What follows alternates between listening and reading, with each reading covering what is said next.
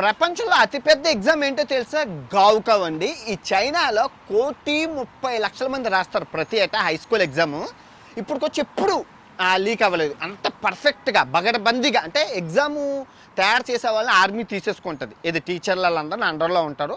మొత్తం దేశం అంతా ఎగ్జామ్ జరిగిన అన్ని రోజులు పిన్ డ్రాప్ సైలెంట్. ఎక్కడ కన్స్ట్రక్షన్ వర్కులు సౌండ్ ఉండదు. బస్సులు ఫ్రీ, ట్రైన్లు ఫ్రీ, మెట్రోలు ఫ్రీ, అన్నీ ఫ్రీ. ఒక పండగ వాతావరణాన్ని నెలకొల్పుతారు. అంటే ఎడ్యుకేషన్కి వీళ్ళు ఇచ్చే ప్రాధాన్యత మీ అందరికీ తెలుసు. 140 కోట్ల జనాభాకి వీళ్ళు ఖర్చు పెడుతున్న ఎడ్యుకేషన్ కోసం తెలిస్తే షాక్ అవుతారు. $1 ట్రిలియన్ అంటే ఆల్మోస్ట్ $1000 బిలియన్ అని తెలుసా? అసలు నిజంగా గ్రేటు.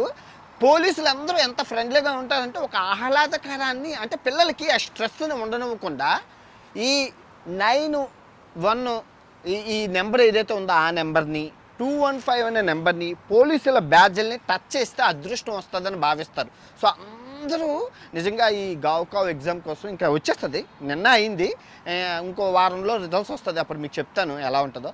ఇంకా నిజంగా అంటే మన దేశం చాలా గొప్పది. మన రాజకీయ నాయకులు మన ఎడ్యుకేషనల్ బడ్జెట్ ఎంతో తెలిస్తే షాక్ అవుతారు.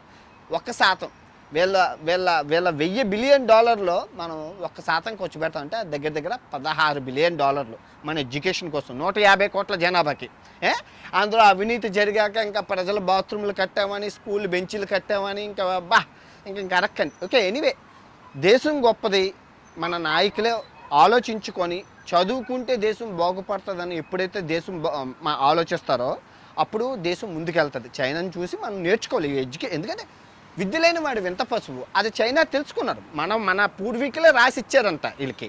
విద్య లేని వాడు వింత పశువు. వెంటనే వాళ్ళు చదువు కోసం కొన్ని కోట్లు, ఆ బడ్జెట్ చూస్తే షాక్ అవుతాం. మనం ఉచిత పథకాలకు ఎంతైతే ఖర్చు పెడుతున్నామో వీళ్ళ చదువుకు అంత ఖర్చు పెడుతున్నాం. వీళ్ళకి ఉచిత పథకాలు, ముంగు భోషణాలు ఏమి ఉండవు.